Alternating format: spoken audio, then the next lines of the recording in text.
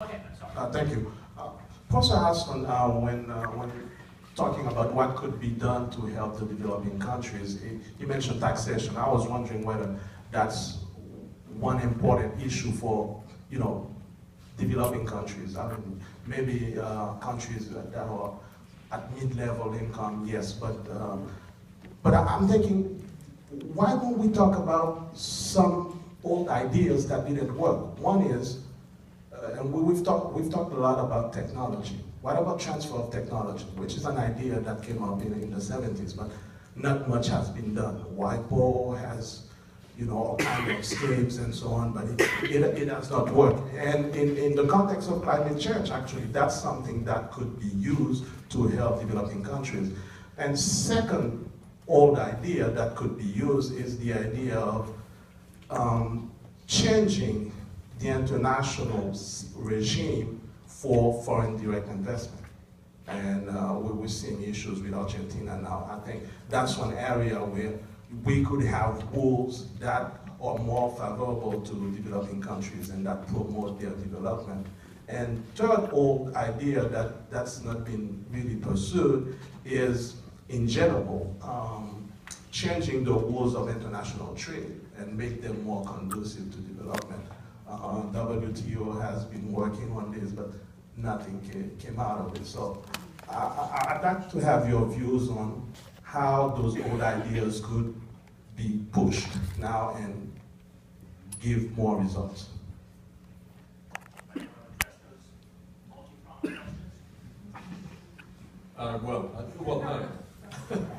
I mean, what you're describing, of course, is the 1970s agenda for the new international economic order, which has pretty much disappeared from the agenda. But I think we have to look at it through new eyes. I mean, transfer of technology in those days was seen as, what are we doing in a formal sense to make technologies available to developing country governments? But as probably Alexis said, I think when I go to the Central African Republic, which is an incredibly poor country, there are cell phones everywhere. The streets are lined with these little boxes, which are stalls selling SIM cards and so on. So I think we are transferring technology pretty dramatically.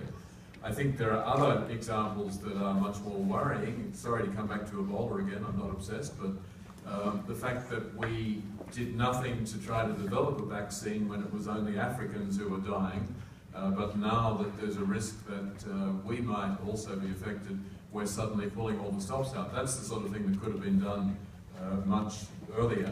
In terms of tax regimes, I think, or in terms of regimes for dealing with debtor states, and you give the example of Argentina, I think we do have to do something, and there are lots of proposals out there for ways in which countries might actually be able to go into some sort of bankruptcy regime rather than face the black or white picture that has emerged from the US District Court on that case. And I also think just generally promotion of education beyond very rudimentary levels, and obviously Carolyn was talking about the education of women, and that is a great boost economically in the long run for any society.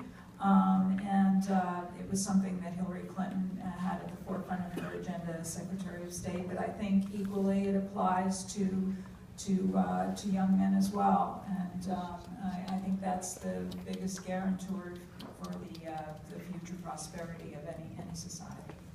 I think that actually for something like FDI, that these days there's so much capital looking for a home and looking for a return on investment that developing countries, frankly, can do more to attract it themselves through appropriate reforms than they need help in getting from outside. I mean, if you take a look at countries like, let's say, Mexico under Peña Nieto or the Philippines under Noynoy, I mean, these are places that are going to get surges of external capital because they are taking steps that will actually make economic development something that the government is trying to support and enable, and they will find willing and eager outside partners for that. And countries that persist in policies that don't seem optimized for that are going to find themselves needing more handouts. And I think that one of the great stories of the decade recently, and will hopefully will continue the next decade as well, is the rise of development and marketization of things like in countries such as Africa, which are coming into the world economy as not just dependent clients or not just targets of aid or not just objects, but subjects of good old-fashioned capitalist development at early stages that will hopefully, ultimately, with help, with more investment, with a much longer time frame, with institutional reform and change, allow them to follow the kinds of paths that many nations in Asia, in Latin America, and elsewhere have followed to become key players in the world economy in a productive and mutually beneficial way. I think the African Trade Summit over the summer, the U.S. Leaders Summit, was a real step forward, both an acknowledgement of what's happened and a real step forward for the future. Thank you. Maybe I'll say something.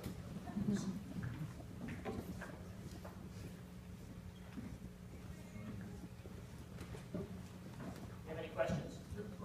Oh, we have the mic. Okay. Albert Golson. No?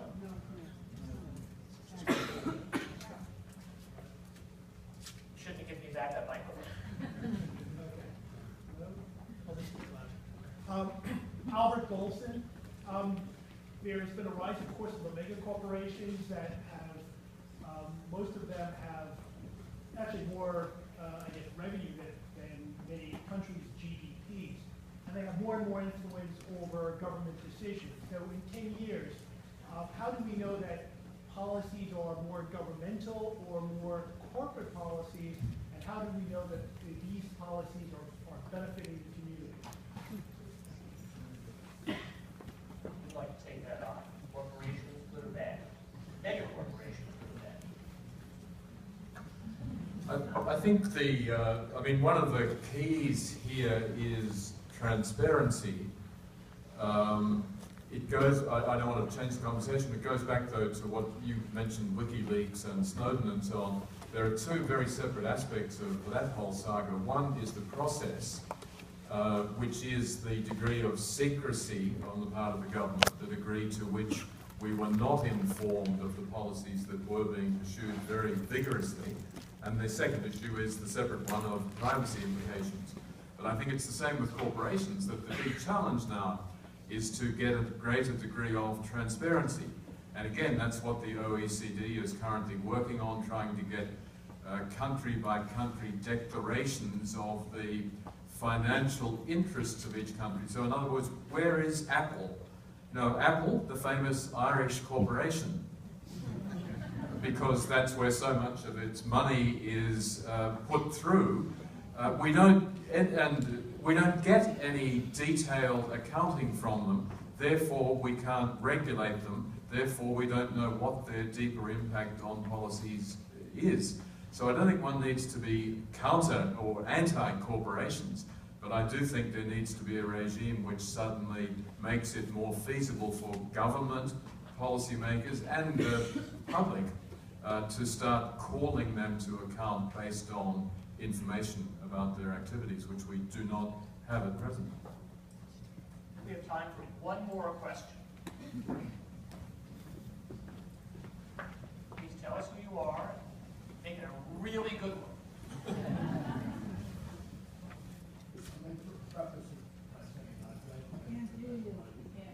We can't hear you, please, sir. Yeah.